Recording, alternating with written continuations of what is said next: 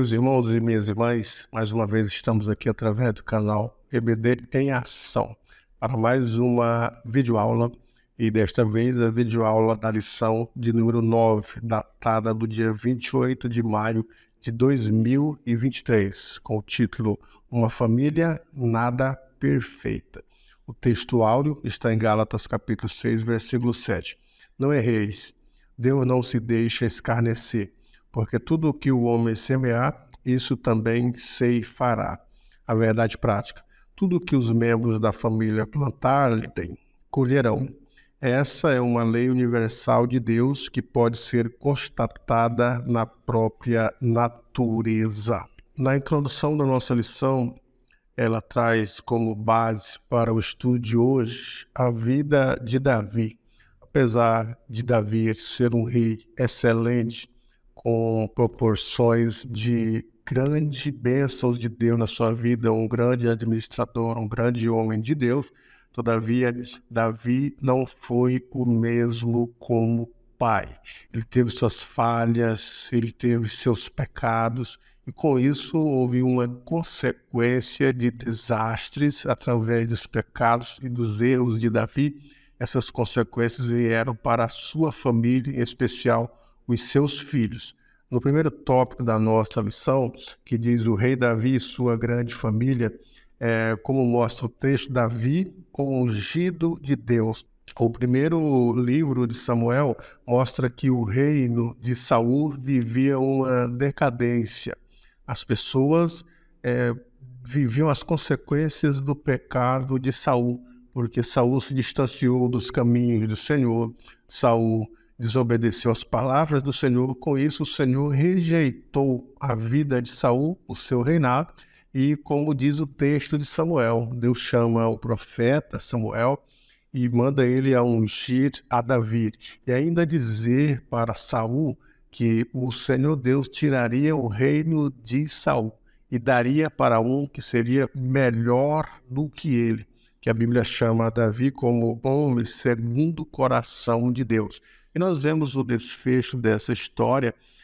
O Saul foi rejeitado por causa de uma quantidade de pecados e a repetição desses pecados, essas práticas inconstantemente na sua vida fizeram com que o Senhor o desprezasse, porque enquanto ele foi ungido lá no 1 Samuel, a partir do capítulo 10, conta essa história, quando ele buscava as jumentas de seu pai, que ele encontrou o profeta Samuel e pediu que o profeta direcionasse onde estavam as jumentas. Samuel no outro dia disse: olha, já foi achada a jumenta e você não está aqui em vão, veio aqui para ser ungido o rei de Israel.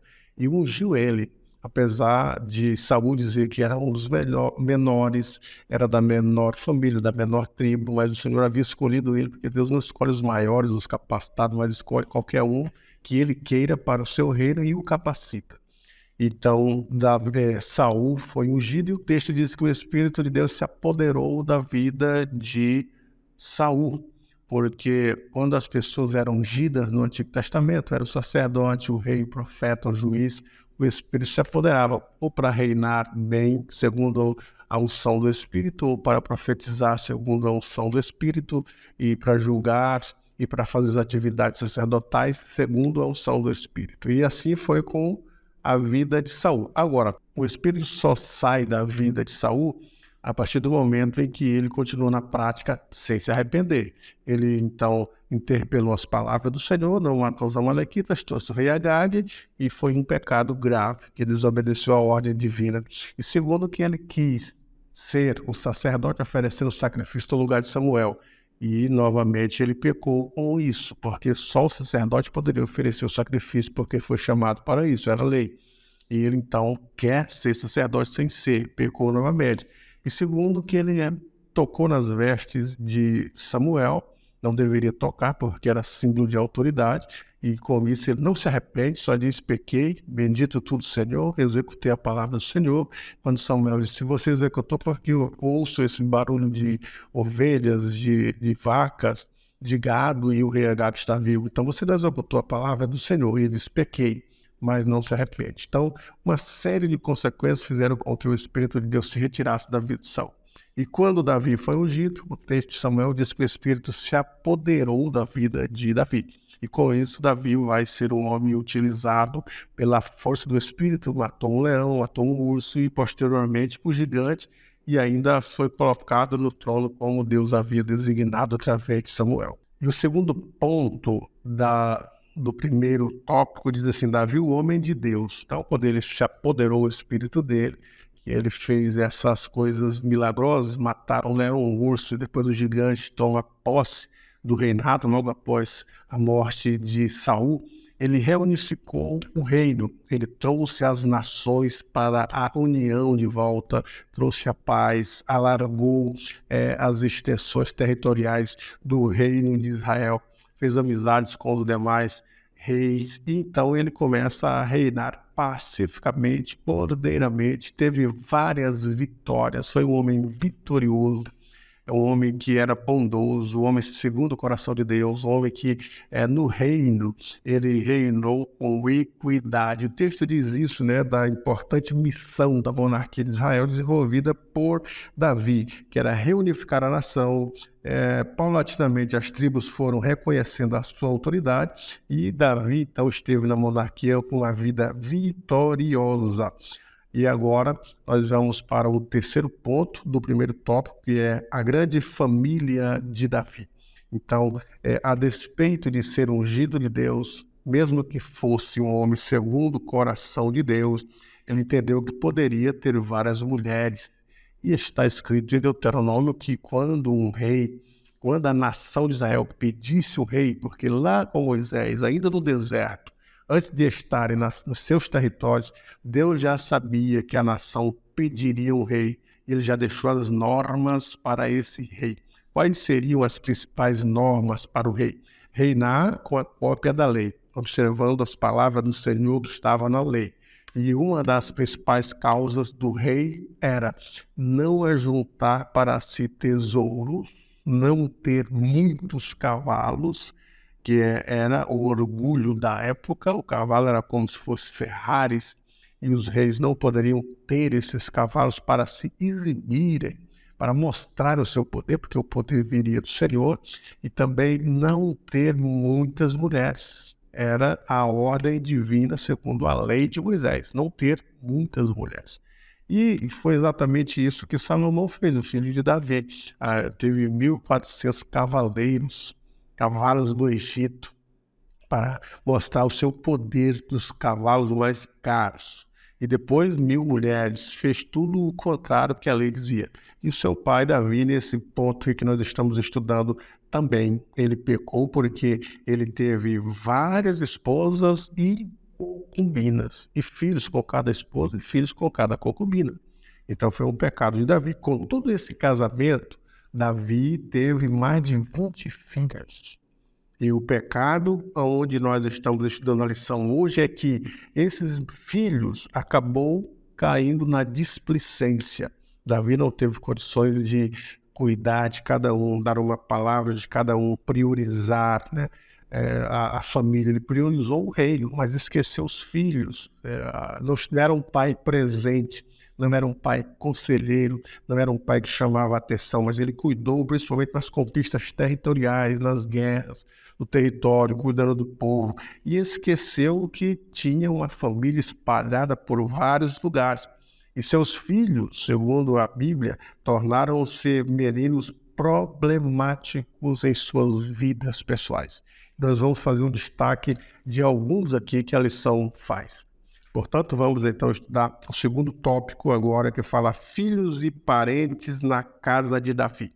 Então vamos analisar a primeira situação de uma moça chamada Tamar. Então Tamar era filha de Maaca. Maaca, a esposa de Davi, era filha de Talmai, que era rei de Gesur. Então Davi foi até Gesur, conversou com Talmai e tomou a filha dele em casamento, que era Maaca. E desse relacionamento ele teve 2 filhos, Absalão e Tamar, que eram essas dois filhos, o casal da sua esposa chamada Maaca, Absalão e Tamar, de uma mulher só. E uma mulher bonita, uma mulher virgem, era essa filha de Davi, chamada Tamar, bonita, virgem, o texto fala isso. Sua beleza atraiu o seu meio-irmão, que era Amon, filho de Davi. E o filho primogênito de Davi com Aionã, já é uma outra mulher. Então Davi teve um filho com Aionã é a esposa de Davi, e colocou o nome de Absalão. Aí teve um casal de filhos com Maaca, que era Tamar e Absalão, filho de Maaca. Mas de Ainoã veio então Amon, que era um dos filhos de Davi. Então Absalão, que era irmão de Tamar, filho de Maaca, era o terceiro filho de Davi. Terceiro filho. Então, nos capítulos de Samuel, ali, 13 e 19, conta todo o desenrolar dessa história registrada, os detalhes.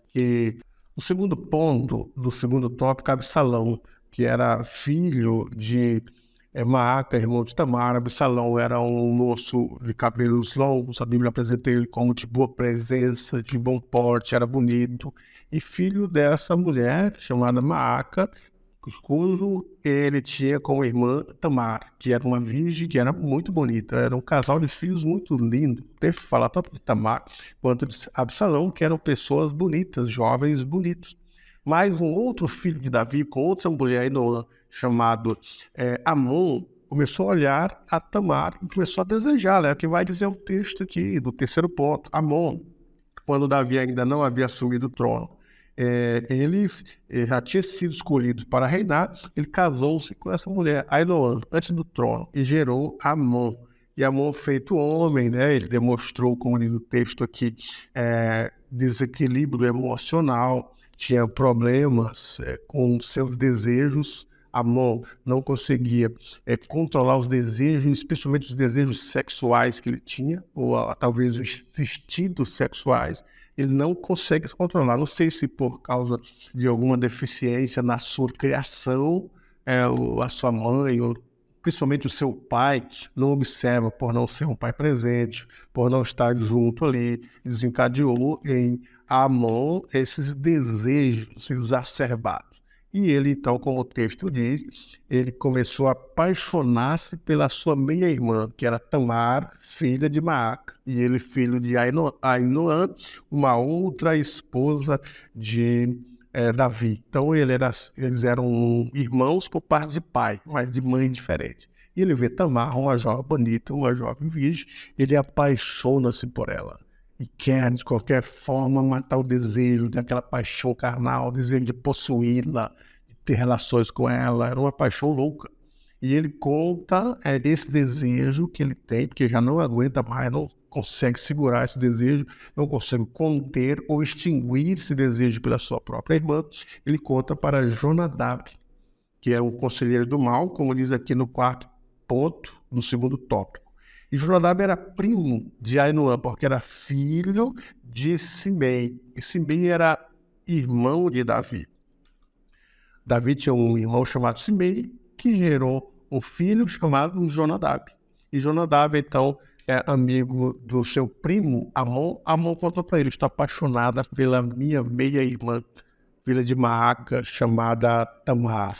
Só que eu não sei o que eu faço para acabar com essa paixão, porque eu tenho desejos por ela, tenho vontade de possuí-la, eu não sei o que eu faço. E Jonadab deu um conselho, olha só o conselho que ele diz, é um conselheiro mau. Ele deu um conselho dizendo assim, que Amon poderia se fingir de doente e ficar em casa dizendo que está muito mal e pedir que a sua meia-irmã viesse cuidar dele, fazer comida. Ele morava na sua casa. E dar remédios, fazer aquele cuidado que ela tinha. Quando ela viesse, tivesse só os dois, ela cuidando dele no quarto, ele poderia estuprá-la, porque essa é a palavra, porque a menina não queria isso. E hoje consiste nisso, no estupro. E esse foi o conselho de Jonadab. Então, Amon, andando com Jonadab, recebe maus conselhos, que mostra que a juventude, nossos jovens, não devem andar com pessoas de má influência, porque podem ser que eles sigam o conselho do mal, que vai prejudicar a sua vida moral, a sua vida espiritual, a sua vida física. Jonadab, em vez de aconselhar, rapaz, eu tô meio irmã, seu pai não vai gostar, virá consequência, você vai fazer com que a moça sofra sendo estuprada, ela não vai querer esse relacionamento, etc e tal. Não, ele deu um mau conselho.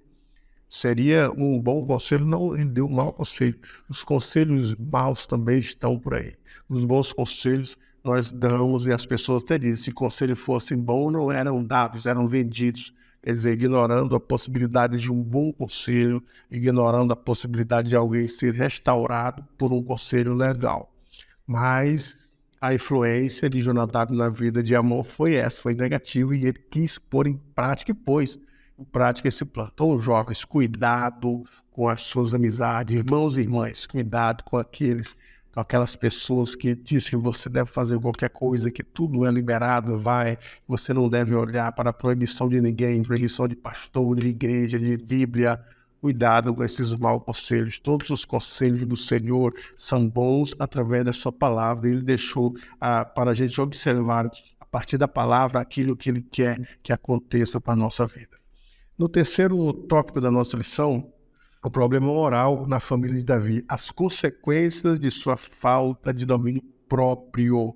O rei Davi não pôde evitar a consequência do seu pecado. Essas consequências que começaram a vir na família de Davi foi em decorrência daquela atitude que ele teve com Urias. Davi mandou o seu exército ir para a guerra, Davi estava no palácio, na parte de cima, tranquilo, e os seus companheiros em guerras. E ele viu uma mulher que havia acabado a sua menstruação, e a lei de Moisés dizia que para ela acabar com aquela impureza, deveria se banhar com águas correntes. Provavelmente essa mulher, obedecendo às leis de Levítico, foi tirar a sua purificação, a sua imundícia, se purificando com águas limpas, e foi para fora da casa tomar banho, porque aquilo era considerado impuro, e ela havia acabado de menstruar, e agora cessou a menstruação, foi tomar banho com águas limpas para se tornar pura. E Davi viu a mulher tomando banho. E a mulher era de fato bonita, só que não era de Davi, ele já tinha várias mulheres, e era de um soldado fiel dele. E ele mandou chamar ela, entrou a ela, teve relações. E a mulher engravidou e mandou dizer, estou grávida. E ele, querendo resolver o problema, mandou que Urias viesse. E Joabe mandou Urias, e ele mandou que Urias dormisse com a mulher, porque se Urias dormisse com a mulher e tivesse relação, diria que o filho seria dele, cobriria o seu pecado. Mas Deus não permitiu. O desenrolar da história vocês conhecem, Urias não dormiu, foi embora, e Davi então mandou Joabe colocar ele na linha de frente para que morresse. Que ele morrendo, a mulher ficava livre e ele tomaria ela em casamento, não teria problema nenhum ter o filho. E ele achou que tinha resolvido o problema, cometeu o adultério e mais um assassinato. E só que Natan, o Senhor revelou para o profeta Natan. E agora que passou o luto da mulher, Davi mandou chamar ela, todo mundo achou que tinha acontecido algo normal. A não ser os que sabiam ali dos bastidores, porque nos bastidores as pessoas sempre sabem de um governo o que acontece. E então Natan disse para Davi que aquele pecado dele traria consequências para a sua vida. E então agora nós estamos vendo as consequências na vida da família de Davi. Ele foi perdoado os pecados, mas as consequências vieram. Primeiro, os seus filhos. Amon estuprou Tamar, filhos de Davi. Então a primeira consequência. E tudo isso em decorrência da ignorância de Davi, de não cuidar dos filhos, não aconselhar, não acompanhar o crescimento, priorizou o reino. Então, muitos pastores, muitos líderes, muitos irmãos priorizam a igreja, pastores que priorizam o campo, priorizam o setor, esquecem da família, não se reúne, não sai com a família, não aconselha a família, não é um pastor, um pai presente, é um pastor sempre, nunca é um pai para dialogar, um pai amigo, para ver o que o filho está passando, saber as necessidades, as angústias dos filhos, para poder ajudar. Nunca coloque a igreja acima da família, sempre o Senhor Deus em primeiro lugar, amar a Deus acima de todas as coisas, e o próximo como a nós mesmos. E os mais próximos de nós somos as nossas famílias, são os que mais precisam da nossa ajuda, nós como líderes, como pastores, como pais de família, ajudar os filhos, aconselhar, ajudar no crescimento, na educação, na vida e posteriormente na vida espiritual. E em terceiro lugar é a igreja, porque se cuidarmos da família bem e elas estiverem com saúde espiritual, mental e emocional, Logicamente que teremos na igreja famílias boas, mas se esquecermos a família e priorizarmos a obra, as famílias terão problemas como teve a família de Davi, e a igreja terá famílias problemáticas. O segundo ponto do terceiro tópico, incesto e morte na família. O que aconteceu? Quando Amnon estuprou a sua meia-irmã chamada Tamar, que Absalão ficou sabendo, o ódio nasceu no coração de Absalão. E o ódio nascendo no coração de Absalão, ele propôs vingança. E quando o texto diz assim, que Davi ficou sabendo desse estupro nos seus filhos, todavia o texto fala que o rei Davi soube, não chamou o menino, não repreendeu, não mandou pedir desculpa, não teve nenhuma consequência, só irou, mas não executou uma advertência, que é o que os pais fazem. A Bíblia manda corrigir os filhos, a Bíblia manda corrigir com varas quando pequenos, e de fato eles já eram adultos, mas Davi não direciona nenhuma palavra de consolo para Tamar, nenhuma palavra de exortação para Amnon. Ele ficou sabendo, irou, se entristeceu, mas não tomou providência, daqueles pais que não tomam a iniciativa para reprovar as atitudes dos filhos e nem para aprová-las. Nós devemos dar a palavra de aprovação quando os filhos acertam, ou de reprovação quando eles fazem algo errado, ou de consolação, como no caso de Tamar, que ela estava então para baixo, frustrada. Cadê a palavra de consolo? E Davi não disse nada. Com isso, o ódio no coração do irmão de Tamar, que era Absalão, cresceu. E esse ódio desencadeou que ele armou para o seu próprio irmão. Ele fez uma festa, chamou todos os irmãos, a Bíblia diz que eram mais de 20, Absalão diz isso também. E ele então, quando todos estavam alegres, com muito vinho, ele foi e assassinou seu meio-irmão. Assassinou Amnon, matou. E com isso, Davi tirou, mas ele fugiu. Ele fugiu. A rebelião aconteceu, Absalão matou Amnon.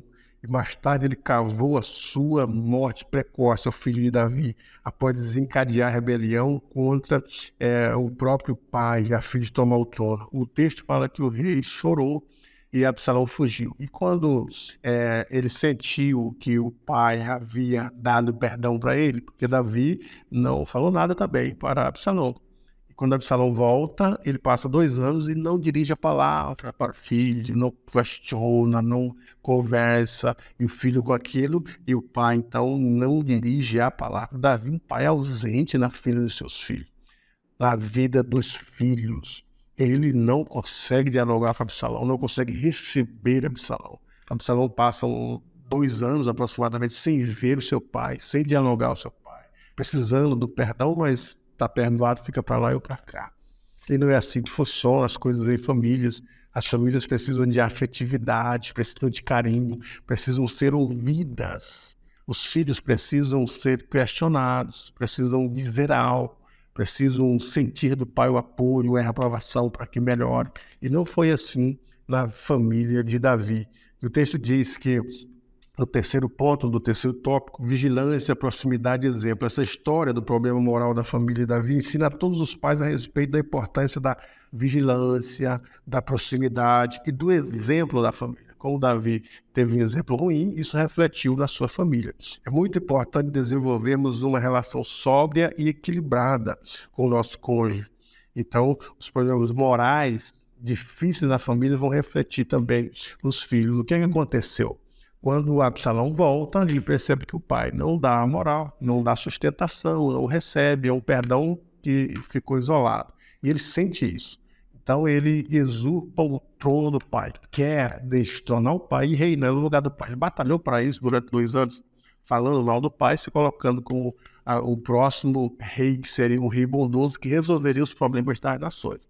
E com isso, ele perseguiu o seu pai e o exército, principalmente Joabe, que era o capitão do exército de Davi, matou Absalão. E agora Davi chora largamente. Absalão, meu filho, chora.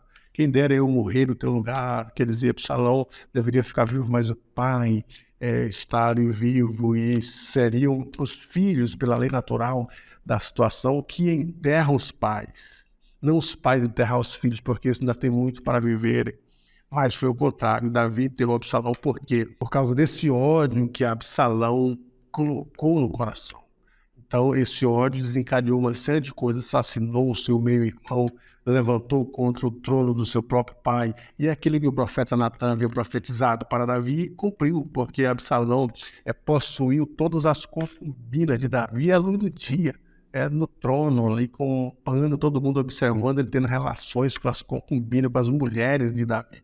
Então, as consequências do pecado de Davi desencadearam um mal pior na sua vida, inclusive com morte de filhos, morte de Amon, perdeu Amon, assassinado. Absalão também morreu precocemente, Tamar foi estrupada, tudo porque Davi não teve um equilíbrio moral na sua vida quando adulterou e quando matou o seu melhor capitão.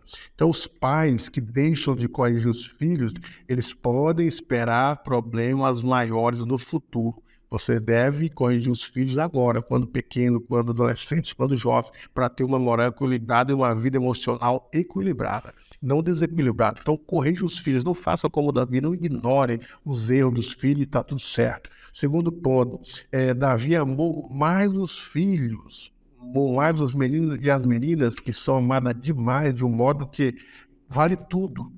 Valeu tudo. Então, houve graves problemas, porque ele amava, Absalão não corrigiu.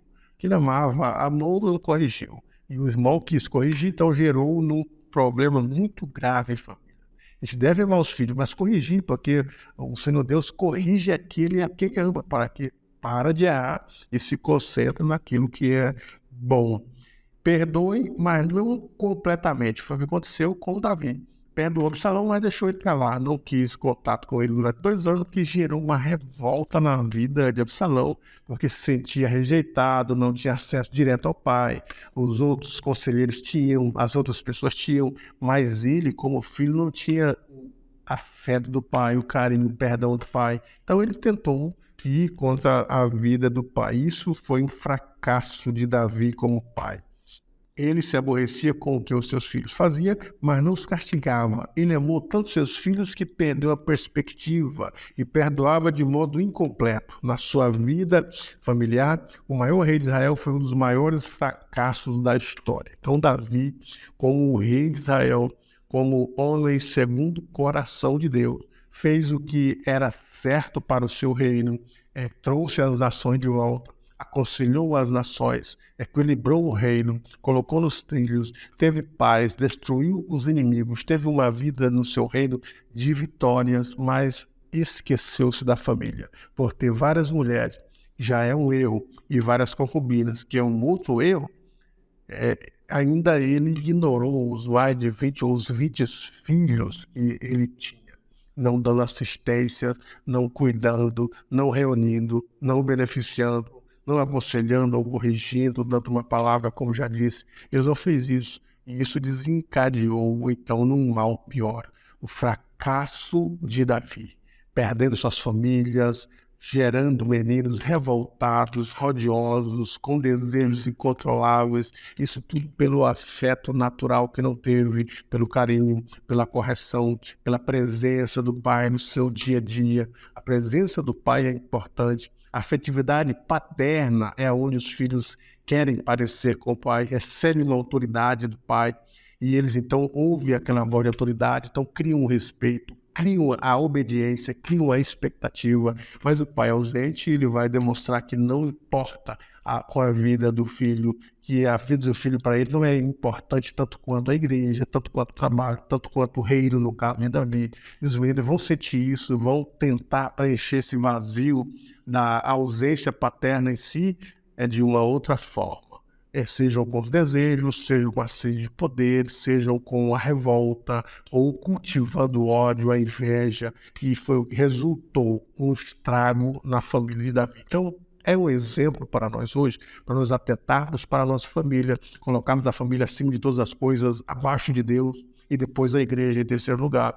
Então nós devemos ter esse diálogo, ter a presença, ter a afetividade, ter o cuidado, o carinho, o consolo, a correção, tudo que a Bíblia manda, nós devemos demonstrar isso com os nossos filhos para que eles cresçam sobre a proteção divina, o cuidado paterno, o favor paterno, sentindo o amor do pai, da mãe, a afetividade da sua vida e sejam pessoas equilibradas emocionalmente, espiritualmente, e eles cresçam no favor do Senhor.